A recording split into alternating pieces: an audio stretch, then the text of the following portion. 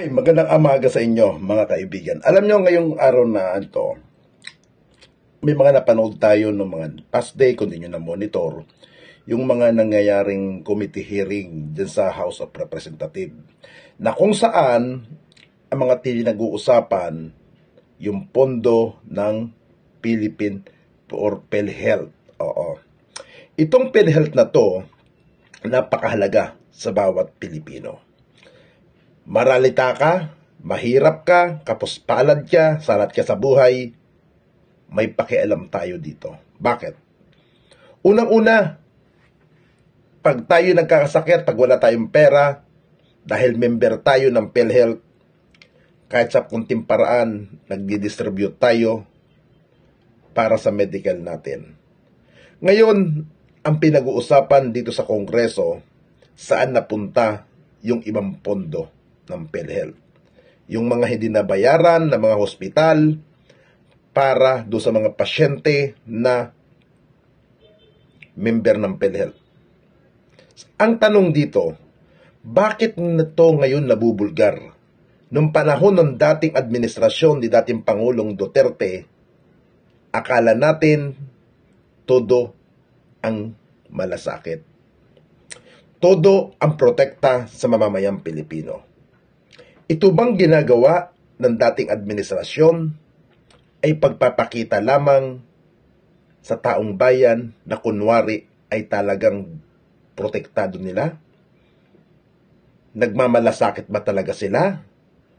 O isang itlong palabas na hindi natin mawari? Kasi kung totoong may pagmamalasakit sila, bakit lumalabas ang mga negatibong isyong ito sa committee hearing sa Kongreso? Unang-una, ang daming hindi nabayaran. Meron ditong mga allegation na ibinulsa ang mga pondo.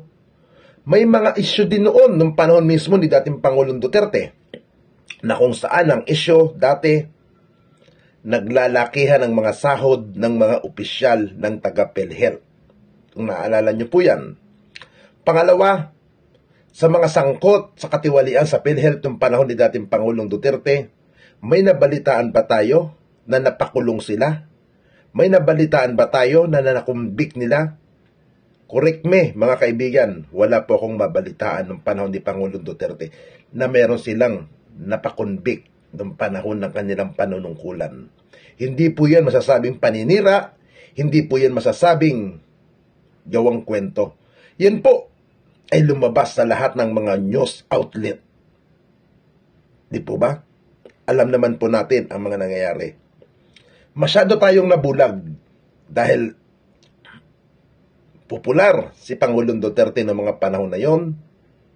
Akala natin makamasa, akala natin anti-corruption, anti-droga, pero dito sa PhilHealth, wala siya. Sa pharmacy lang, medyo wala rin siyang nagawang action dyan. Wala silang napakonvict sa pharmacy. Meron nga dyan, nagtatago. Di ba? Halos. Alam niyo dapat ang gawin ngayon?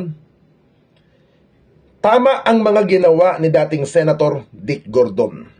Yung mga taong isinangkot niya, dapat kasuhan yun.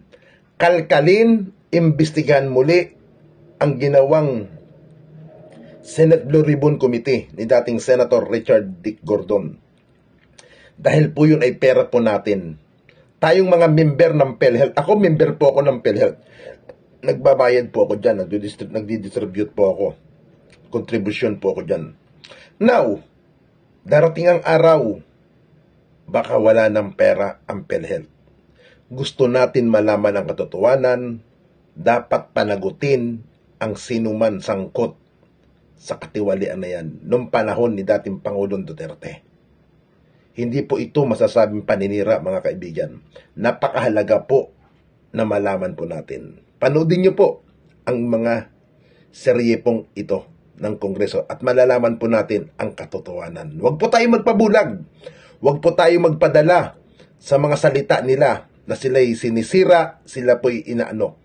Ang atin po dito, katotohanan, dahil tayo po ay kabilang sa nagbabayad, naglalabas ng pondo, at yung binabayad po natin sa PhilHealth, Galing po yan sa dugo at pawis po natin na pinaghihirapan po natin.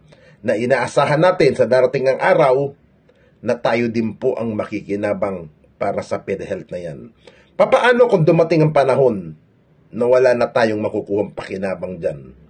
Sayang ang ating ibinibigay sa PhilHealth. PhilHealth, kayo PhilHealth, clearly nabibilaukan po kayo sa dami po ng pera na pumapasok sa inyo. Kami rin po dito nabibilaukan po. Hindi namin po malaman kung anong gagawin. Pero klaro po na kailangan talaga natin i-adjust pababa talaga ang inyong sinisingil. Actually, yung basic na tanong, Mr. Chair, is ang taas ng sinisingil ninyo.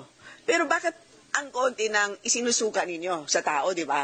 So, tanong, since nandiyan naman sa inyo, bakit hindi nyo nalang taasan yung binibigay ninyo na benefit, di ba? Yun ang very basic na question. Bakit kayo hirap to increase the benefits? Yun ang elephant in the room.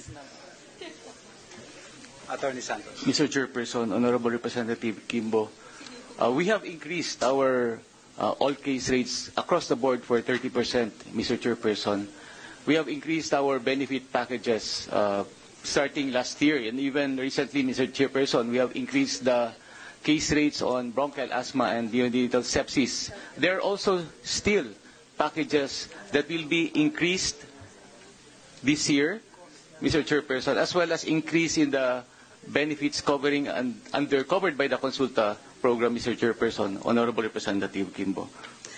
Mr. Chair, hindi ba pag tinataasan natin ang lahat ng case rates by, let's say, 20%, hindi ba ang tendency ng mga ospital ay taasan din nila ang kanilang mga presyo ng 20%? Hindi pa ganun din. Kung ikaw ay negosyante, kung tinataasan ng PhilHealth ang kanilang cover by a certain amount, say 20%, mga negosyante, hindi ba yun ang gagawin nila? I mean, isn't that a typical response? Kasi, kung ginagawa po ninyo ito, alam natin na in the end, ganun pa rin naman di ba? Mamaya siguro ikukwento ni Kong Larny na meron din siyang mapait na karanasan na ang laki-laki ng kanyang hospital bill, ang liit-liit ng kanyang nakuhang PhilHealth benefit. But that's a typical experience Ang liit-liit ng support value. Kaya hindi natin mapagtugma itong PhilHealth story na ang liit-liit ng support value, pero ang laki-laki ng binibigay na suporta ng Kongreso at ang laki-laki ng sinisingil ninyo sa manggagawa. So yun po that's where we are today, Mr. Chair. And that's the reason for why pinipilit ko talaga itong actuarially fair premium. Ano ba ito? Ang ibig sabihin ng actuarially fair is simple. Kung ano yung kinikita mo, o kung ano yung sinisingil mo na premium, yun din ang gagastusin mo. Therefore, zero dapat ang profit mo. Generally speaking. So, paano mo i-compute yung actuarially fair premium? Nakabase yan sa likelihood na magkakasakit ka. Nakabase din yan sa cost. Diba? So in short, hindi ka dapat kumita. Right?